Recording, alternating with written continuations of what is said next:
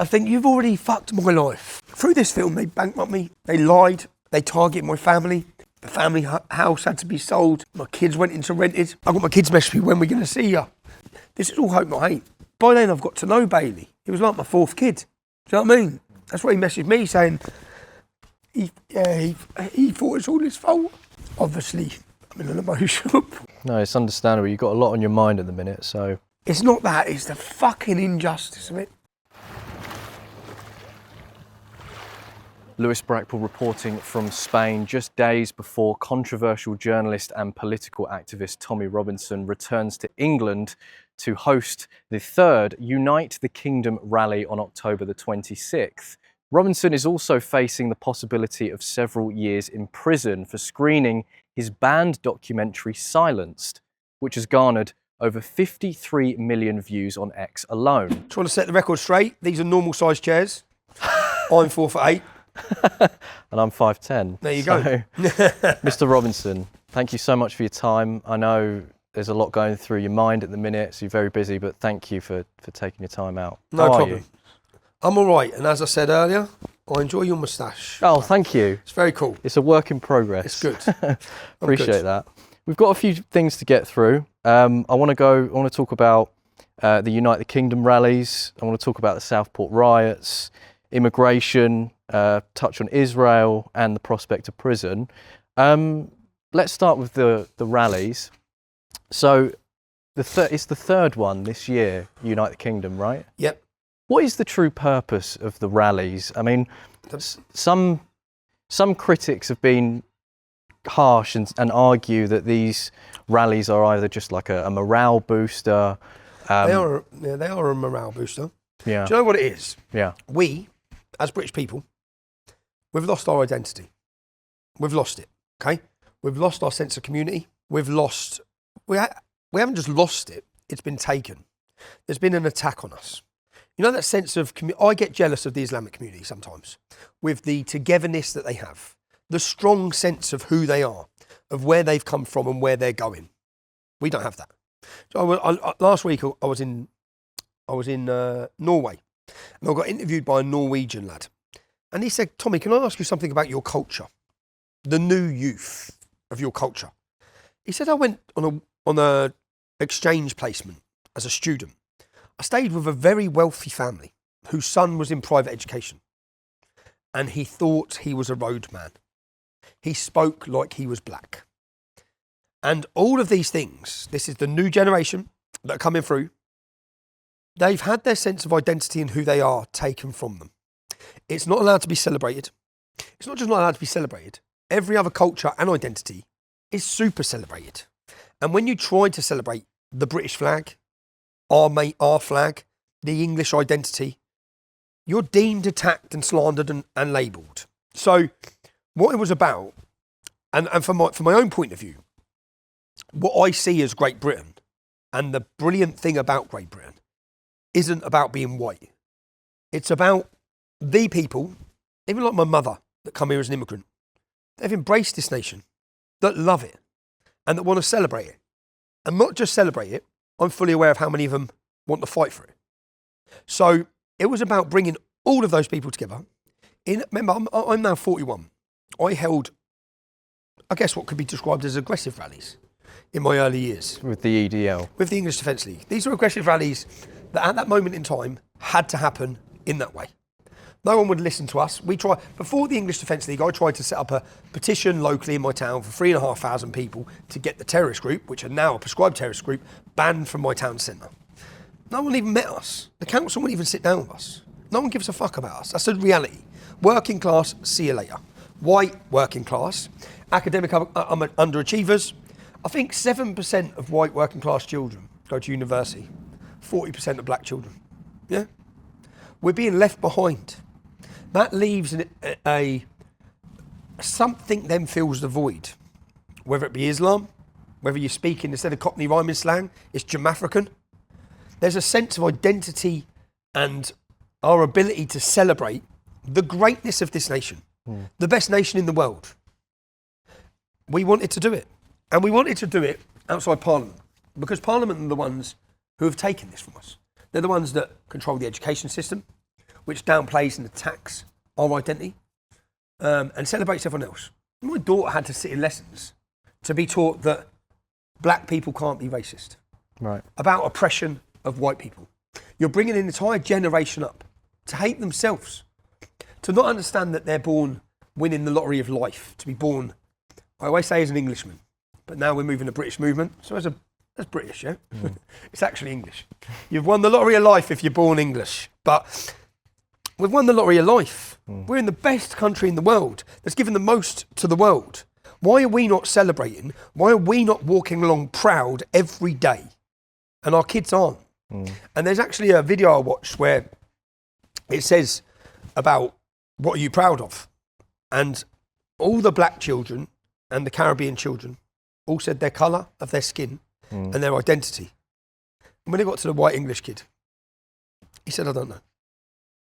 He should be more proud than anyone. He should be the proudest in that room. So all the problems we've got come in Luton, in towns like this, even with litter, yeah? They come from a loss of pride. We've lost who we are. So on that day, it wasn't about, yeah, we're pissed off with the government. Yeah, we want to send you a message. But we also want to show you how many people here love this country. And we decided to mix it with beautiful singing and a beautiful day. And a day where it wasn't a piss up. Do you know the difference in our movement now? When I had the English Defence League, I remember I brought a journalist with me and we're in Tower Hamlets. Half the people will stand there listening to what you got to say. The others are fucking running off trying to attack police or go to the pub. Literally go to the pub. I was so shocked at our last United Kingdom rally, the last one, when I played an hour and 45-minute film and every single person stood there like that. And I went to Dresden in 2015. So I went to Dresden. Remember, my street protest movement had been very successful. English Defence League had become a household name. And I felt totally ashamed of how we behaved, how we conducted ourselves. I watched as 40,000 people come into it. They come like that, and they left like that. There was no screaming. There was no litter. If you've noticed at both our events now, we make sure to take pride in the area. But there was, even I'd lost that. I went to there's so much. I went to an airport recently. I went to an island in Denmark. When you got to the airport, all the food was there. It was on trust. They had a little box to pay. There was no one there. High trust society. You could just pick the sandwiches up, and if you didn't want to pay. Now, if you'd done that in England, I'm telling you, there'd be no money in the box. We've lost it. We've lost a lot. The new generation, again, I went to Poland for their anniversary of their. When you look at, and I went there and tried to understand it. I went to Poland, 100-year anniversary of their independence, and I've never seen anything like it. I stood there as the hairs on the back of my neck stood up, and I stood at the front, and I saw kids on their shoulders. I saw Polish flags. I saw flares. I saw every age you can think of, and they're all proud. And I thought, we haven't got that. But we can't do that. Why can't we do that? And then I looked at Polish history, and they've been outnumbered in every war, 40-1. The biggest uprising from the streets ever was in Warsaw, with 200,000 Polish with pitchforks against the Nazis. The Nazis. Yeah. Against the Nazis. Yeah. They were taken from they were off the map for 40 years. Yeah. Their people from the generation down know how much you have to fight. Yeah. And what it's like and how patriotic you have to be. They understand what it's like to lose their identity. And at that event, I interviewed a Polish man. And he said, Tommy, your older generation, they know exactly who they are. Yeah? Your younger generation, because he lived in England working, gone, lost. He's right. He's exactly right. And I've been guilty of that myself. If I look at my upbringing, if I look at times where I met a group called Generational Identity in Europe. And when I met them, I felt embarrassed. I felt embarrassed of the moral compass that I'd lived on. Right. Why? They don't drink. They don't have affairs. They don't believe. They live they are very proud of their culture, their identity, and their morality. fuck, man, I've been a scumbag at times. But we all think, well, I look at my mates, we all think it's normal. We've lost a lot. So the purpose was, the country's feeling down. Yeah. We're feeling under a cosh. Let's see what we can do. Let's see who turns up. And on that first event, I thought it was beautiful. Absolutely beautiful. We worked with the police in a very different manner, and I have to hand it back to them. They repaid the efforts. And I stood there and thought, everyone went away from that event feeling part of something again, and feeling a sense of identity that they hadn't had. Now, I truthfully believe we then went on with a plan for a cultural movement. We gave the date of the 27th of July, and 30,000 turned into 100,000. And those 100,000 had a better day. How many millions of views was it on your live stream? 877,000 watching live. Okay.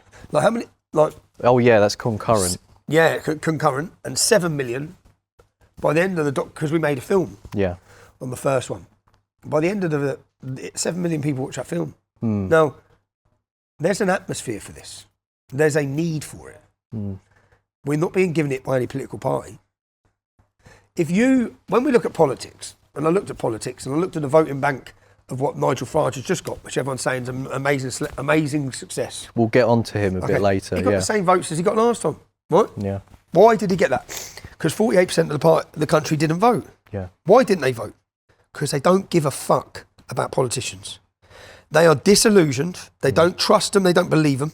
Most of them aren't poor enough or rich enough to think it makes a difference. But that 48% have lost their culture and lost their identity. And if you can give it back to them, and you can electrify them and give them a sense of belief and identity, then you have a winning formula. And that's sort of what our plan was. So we went to the 27th of July. That was our next event. And fuck, were you there, Lewis? Yeah, I was, yeah. How beautiful was it? It was nice. Yeah, it was a beautiful day. Saw lots of different people. Everyone was very polite. Obviously, I went there to be as neutral as possible. I didn't see any trouble. No, but even not the trouble, just the atmosphere. Yeah, of course. The togetherness, the camaraderie, the sense. And I think I said it at the first one. If you're in this crowd, look next to the person next to you. Give them a hug. Embrace them. Get to know them. Because that's what we used to be. And do you know what mass immigration has done to us? And it's done it in towns like Luton. As it's flooded our country, we've all left towns and cities. The community we had has been broken down.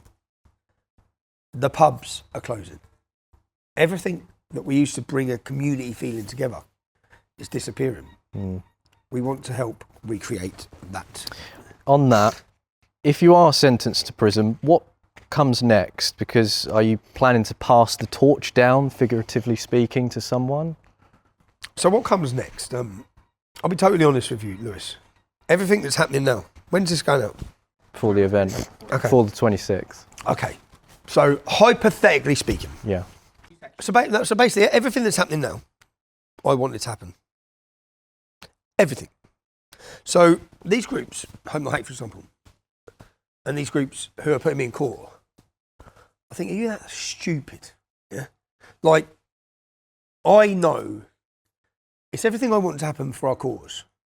The world's views, the world is watching.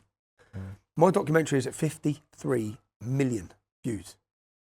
Before they took me to court, it was on 200,000. Morons. Yeah. So it's like, if you don't think, which is now's when we get to a sour part, because I'm willing to sacrifice myself. Probably because I went through this the other day, I'll cry my eyes out as I've done it. Take time. Can you say I laugh about? I think you've already fucked my life.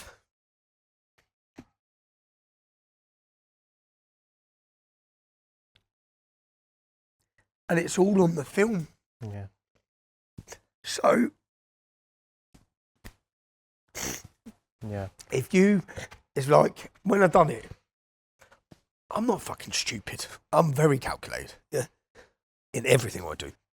So, the hard bit won't get emotional now is because of my kids. Yeah, of course. Yeah, go on, puff. Cut.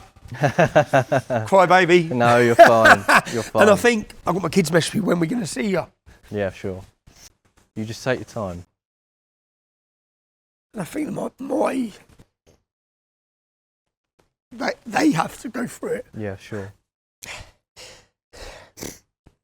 But I haven't lived at home for 3 years since this film. Yeah. Through this film, they bankrupt me. Yeah. They lied. They targeted my family. The family house had to be sold. My kids went into rented. This is all hope, not hate. They then sent someone to that house. They got out of that house. They then put a photograph of the next house.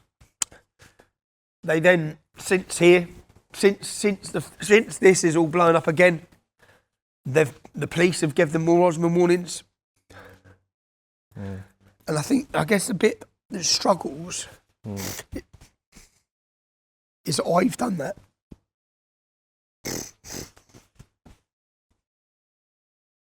But for the fucking film, it's at 53 million views.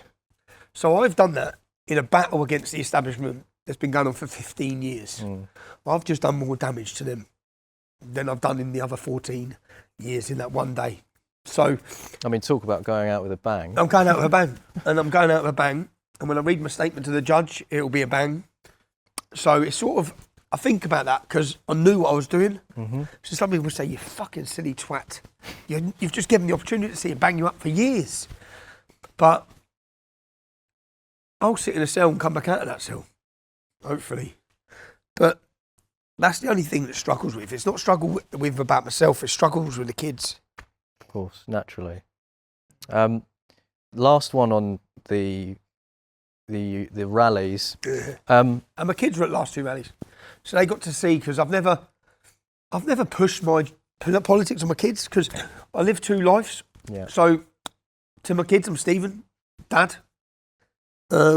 It's only as they've got older and as the tables have totally changed, man. Everywhere we go, I'm embraced with love. They get to see that. So every time they get to see it, it's a good feeling for me. And especially, I've never took them to a demo, but they come to the Unite the Kingdoms and they were amazed by it. So, because to them, they wouldn't have seen anything like it. And to them, they wouldn't have seen me talk, they wouldn't have seen my politics, and they wouldn't have seen what it means to everyone else.